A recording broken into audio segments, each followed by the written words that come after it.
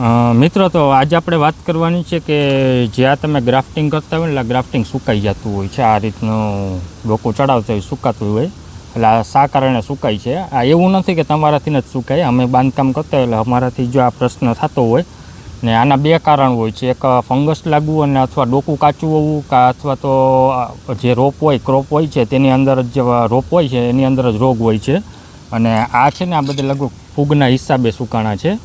એટલે આમાં શું હતું કે આપણે એક પાવડર સાપ પાવડર આવે છે, જ્યાં તમે જો આ ફંગસ લાગી જાય એટલે ફંગસના હિસાબે સુકાઈ જાય છે. એટલે આનો ઉપાય હું તમને જણાવી દઉં કે ભાઈ આ રીતનું ન કરવું હોય તો તમે છે ને જો આ સ્ટીક આવે ને, જો પહેલાં તો રોપની ઉપર જે રોપ આપણે જ્યાં ક્રોપ હોય તે જગ્યાએ કાર્બોડાઇઝમ પ્લસ મેન્કોજેબ આવે છે ને, એને કહેવાય સાપ પાવડર કહેવાય છે. એટલે તમે એનો રોપમાં એક વખત છંટકાવ મારી દો તો એને પાઈ શકો તમે. એટલે પાવ તો બે વસ્તુ ફાયદા થઈ, મૂળની ફૂગ ન લાગે અને રોપ તંદુરસ્ત રહી છે. અને જે આ સ્ટીક તમે જે આંબામાંથી ઉતારો કલમમાંથી, કેસર કલમમાંથી, એટલે આને એને દ્રાવણની અંદર પલાળી અને પછી તમારે બાંધકામ કરો તો તમારે રિઝલ્ટ મળે, તેની અંદર તમને સક્સેસ સારું મળે અને તમે જે ગ્રાફ્ટિંગ કરો છો તે સક્સેસ જઈ શકે.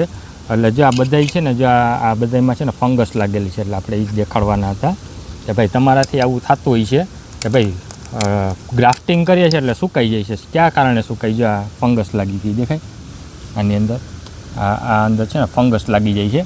એટલે તમે છે ને બીજું કાંઈ નહીં કરવાનું, જે BSFનો સાપ પાવડર આવે છે તે રોપમાં તમારે એક વખત છંટકાવ મારી દેવાનો.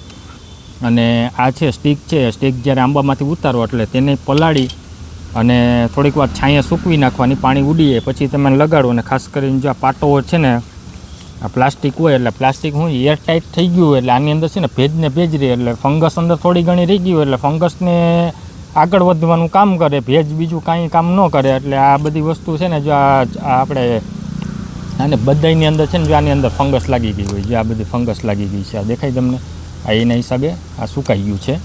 એટલે તમે ટ્રાય કરી શકો, બરાબર, એટલે તમે સક્સેસ થઈ શકશો ગ્રાફ્ટિંગ કરવાની અંદર. તમારે થોડું ઘણું કરવું છે, તો જાજુ તો તમે ન કરી શકો, પણ આ વસ્તુ ખાસ ધ્યાન રાખવી કે જો આવી ફંગસ લાગી જતી હોય એટલે એક ઉપાય કરવો કે જે કાર્બોડાઇઝમ પ્લસ મેન્કોજેબ પાવડર આવે છે તેનો છંટકાવ અથવા પાઈ દેવાનો અને આની અંદર છંટકાવ મારી દેવાનો ને આ જે સ્ટીક આવે છે તેને પલાળી દેવાની. એટલે હું જે આગળ નામ લખીને તમને અહીંયા સ્ક્રીન ઉપર જે કાર્બોડાઇઝમ પ્લસ મેન્કોજેબ સાપ પાવડર આવે છે તેના ફોટા સહિત અથવા નામ લખીને હું તમને અહીંયા જણાવી દઈશ, બરાબર. એટલે તમે ઓનલાઈન પરચેસ કરી શકો અને તમારે ત્યાં એગ્રોમાં મળતું હોય તો એગ્રોમાંથી લઈ શકો.